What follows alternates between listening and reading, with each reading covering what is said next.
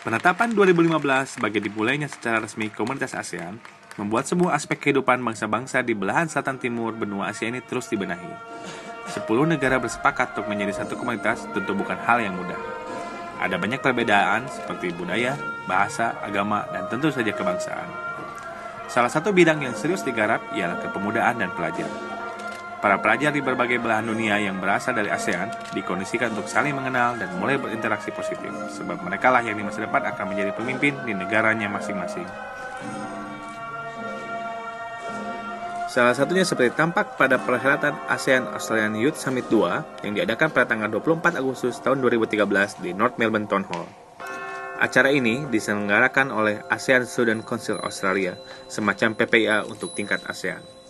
Perhelatan kali ini mengangkat tagline Youth Leaders Today, Nation Builder Tomorrow.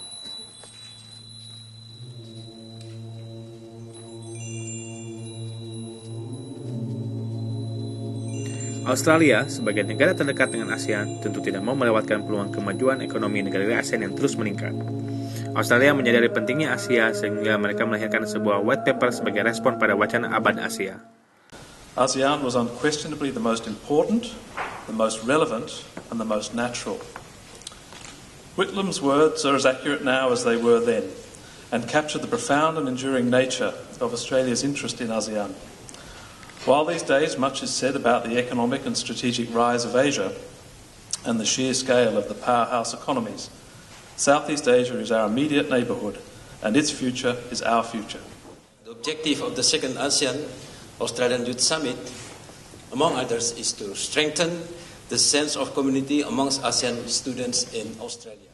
At an event which obviously cements the links between the Association of Southeast Asian Nations and Australia, and does it with a clear focus on the younger generation. Key goals from this is really to gather interest from the new students and for them to form a committee for next year. Because I myself, I'm finishing up my degree at the end of this year, and most of us are stepping down after this. So we really want a structure that is long-lasting, a one-year commitment plan, and there are actual positions there and commitments that they have to commit to for them in order to join this committee. ASEAN Student Council of Australia itu dibentuk tahun kemarin pada saat ASEAN Australia Youth Summit yang pertama kali, di mana beberapa student association dari negara-negara ASEAN bergabung bersama dan membentuk ASCA. So I think one of the main problems that we had organizing it was, of course, getting together everyone. So first we had the selection process and then getting the message out there because we wanted equal representation from each ASEAN community. So that was a challenge for us because it was so new, so not everyone has heard of us. So to get that equal participation for each country itself, we had to actively go out and pick members to join our committee to organize this event. Di sini betul-betul tidak ada merasa bahwa saya berasal dari Vietnam, saya berasal dari Singapura, enggak. Semua merasa ASEAN. We feelingnya tuh sangat kuat. Dan karena suatu saat mereka adalah pemimpin ASEAN ya, dalam arti pemerintah, dalam arti bisnis community atau NGO dan segala macam. Tetap persatuan seperti ini tuh mereka bisa tumbuhkan dengan baik rasa ASEAN itu. Kita lihat bahwa Indonesia sendiri itu menitik beratkan ASEAN itu tidak hanya kepada pemerintah, tapi juga ASEAN itu benar-benar bisa bisa di fully internalize, dirasakan oleh kalangan bisnis. Dan ini saya lihat peranan dari teman-teman dari kalangan mahasiswa ini sangat bagus. Tidak lupa juga peranan dari konsul jenderal yang mereka setiap hari itu bisa memantau kegiatan-kegiatan seperti ini. Sini tercatat sebagai bendahara dari ASEAN Students Council Australia. Saya jadi semacam PPIA-nya ASEAN. Dan kemudian PPIA sendiri merupakan salah satu founder daripada ASEAN Student Council ini. Dan saya sendiri termasuk angkatan pertama. Jadi memang baru dibentuk tahun lalu dibentuk langsung ASEAN Youth Summit, dan kemudian dibikinlah ASEAN Students Council ini gitu. Dan harapan saya mudah-mudahan dengan acara seperti ini, dengan tagline-nya sendiri Youth Leaders Today, mudah-mudahan kita bisa belajar dari summit ini, mengenal culture lain, terus apa sih isu-isu daripada negara-negara kita di ASEAN ini, dan nantinya kita bisa pulang ke Indonesia dan membangun kembali bangsa kita. Yang pertama mengenai masalah empowerment untuk ekonomi. Ini ke depan ini ASEAN ini tanpa adanya suatu aktivitas ekonomi, itu hanya nama aja. Jadi ASEAN Economic Activities itu adalah masa depan dunia juga. Kalau di belahan dunia Eropa, Amerika itu sudah mulai declining, tapi di sini saya lihat malah naik. Cina, India, Australia, dan itu future dari perkembangan ekonomi.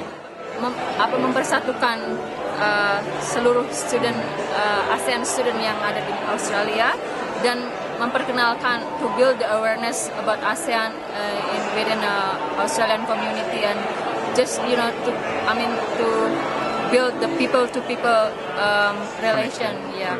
Kedepannya harapan saya kebetulan mungkin saya udah nggak di Australia lagi, jadi mungkin Ernest atau teman-teman lain di PPIA bisa meneruskan ini dan mungkin akan lebih besar lagi sehingga seluruh Australian community mereka tahu apa itu ASEAN.